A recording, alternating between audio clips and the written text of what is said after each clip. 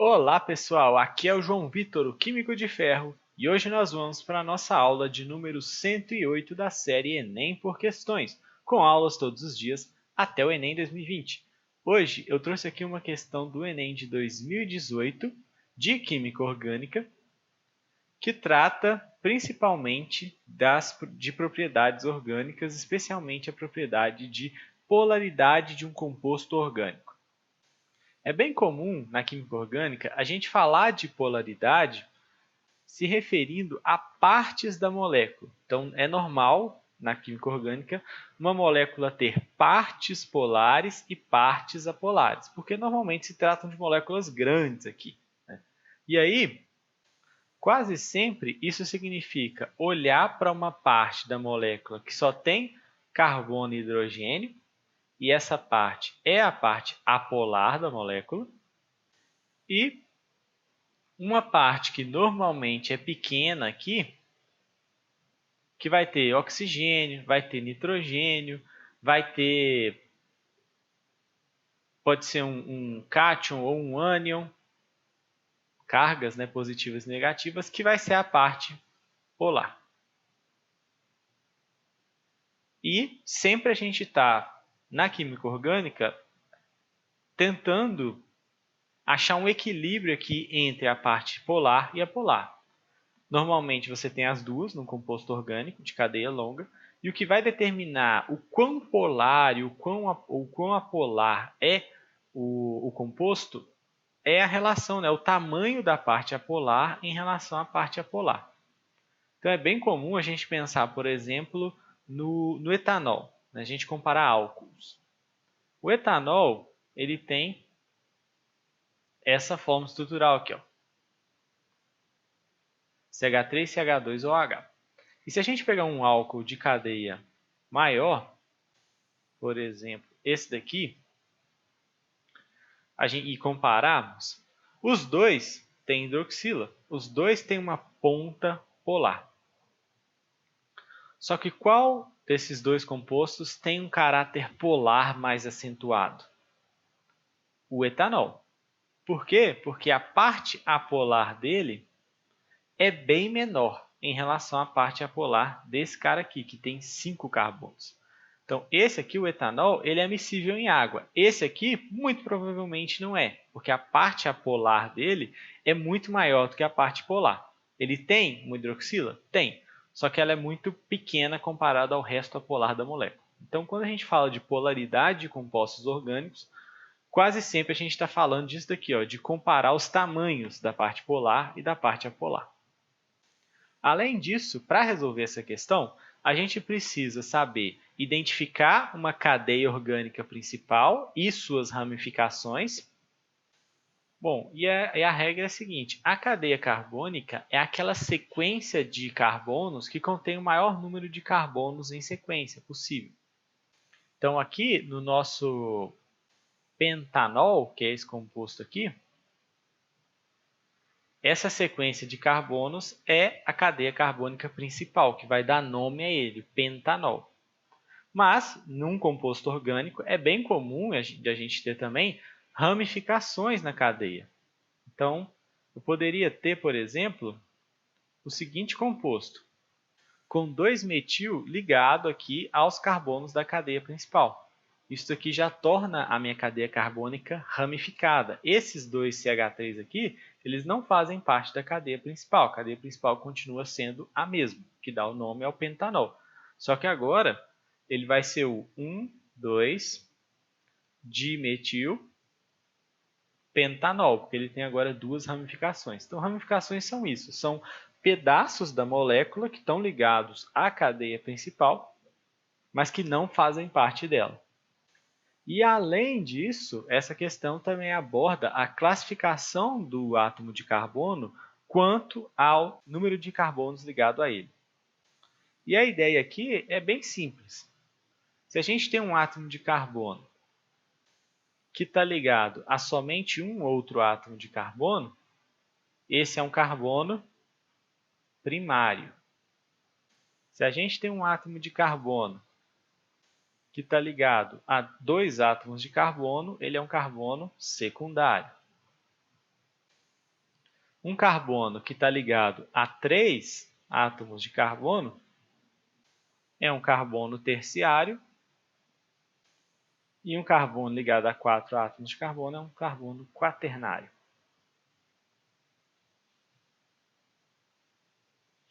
Então, a gente pode classificar os átomos de carbono de acordo com o número de átomos de carbono ligados a eles. Então, esse é o conhecimento, né? Esses são os conhecimentos que essa questão exige e a gente vai resolvê-la agora. Tensoativos são compostos orgânicos que possuem comportamento anfifílico, isto é, possuem duas regiões, uma hidrofóbica, outra hidrofílica. Lembrando, hidrofóbica, hidro, água, fóbica, fobia, medo, ela não gosta de água. Então, a parte hidrofóbica é essa parte aqui, ó, a parte apolar. Por quê? Porque a água é um composto polar. E compostos polares não interagem bem com compostos apolares. Água e óleo não se misturam muito bem por conta disso.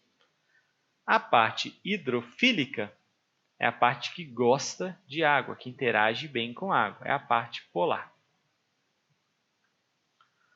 O principal tensoativo aniônico sintético surgiu na década de 1940 e teve grande aceitação no mercado de detergentes em razão do melhor desempenho comparado ao do sabão. No entanto, o uso desse produto provocou grandes problemas ambientais, dentre eles a resistência à degradação biológica, por causa dos diversos carbonos terciários na cadeia que compõem a parte hidrofóbica desse tensoativo aniônico. As ramificações na cadeia dificultam a sua degradação, levando à persistência. Então, além disso, ele é um tensoativo aniônico, ou seja, negativo, ele tem um ânion na sua cadeia. As ramificações na cadeia dificultam a sua degradação, levando à persistência no meio ambiente por longos períodos. Isso levou à sua substituição na maioria dos países por tensoativos biodegradáveis, ou seja, com cadeias alquílicas lineares. Pergunta: qual a fórmula estrutural do tensoativo persistente no ambiente mencionado no texto? Então, qual que são as dicas? Quais são as informações que ele me deu desse tensoativo que causa esses problemas ambientais? Primeira coisa que ele me falou, que tensoativos possuem duas regiões, uma hidrofóbica, outra hidrofílica. Então, uma parte apolar, outra polar. Além disso, ele me falou que esse que causa o problema, ele tem diversos carbonos terciários na cadeia hidrofóbica, que é a cadeia apolar.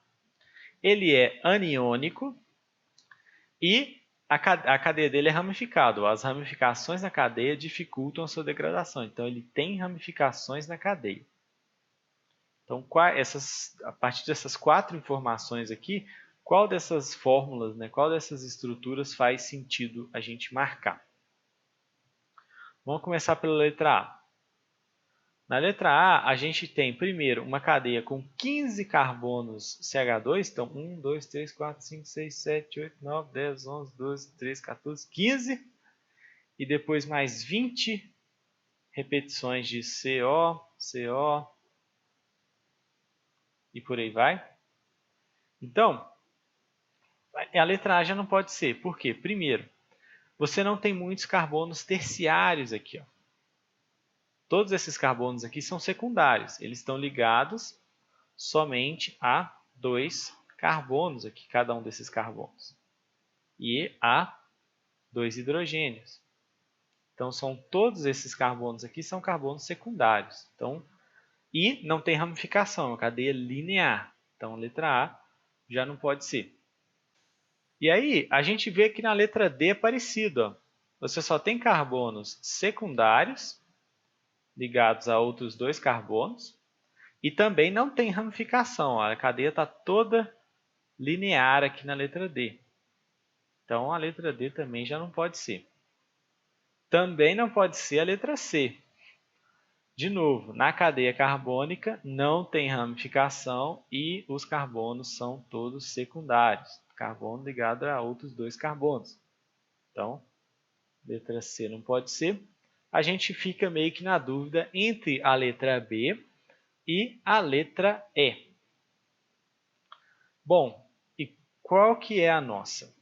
A letra B, ela tem uma cadeia carbônica, uma parte apolar, que tem vários carbonos terciários, né? Ó, esse carbono é terciário, esse carbono é terciário, está ligado a 3 carbonos, está ligado a 3 carbonos.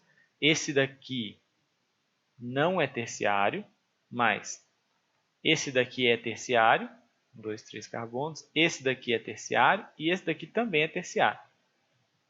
Então, ele tem bons compostos terciários. Ele tem ramificações, ó, a cadeia principal está aqui. E aí a gente vê essas ramificações aqui, ó, CH3, CH3, CH3, e aqui um CH, CH3, CH3. E ele tem essa parte aqui que a gente analisou, que é a parte apolar, e aqui ele tem a ponta polar, e na sua estrutura essa ponta polar é negativa, né? Ele é aniônico. Ok? A letra B é um bom candidato. Na letra C, ó, na letra E, né, desculpa, ele tem alguns carbonos terciários, né? Esses 4 carbonos aqui são terciários, estão ligados a outros 3 carbonos. Ele tem algumas ramificações, né? Esses 4 CH3 são ramificações da minha cadeia principal. E tem uma ponta polar. Essa parte aqui, onde tem o N+, é a ponta polar dele. Só que tem um detalhe aqui que é o seguinte, essa ponta polar dele é positiva, né? Você tem um N+ aqui, então ele é um tensoativo catiônico, não aniônico, ele é positivo. Então, não pode ser a letra E. Ficamos então com a letra B. Então, tem tudo que pediu. Tem uma parte hidrofóbica, apolar, que é a parte aqui da cadeia. Essa parte aqui. Tem a parte hidrofílica, polar, que é essa ponta aqui que a gente já identificou.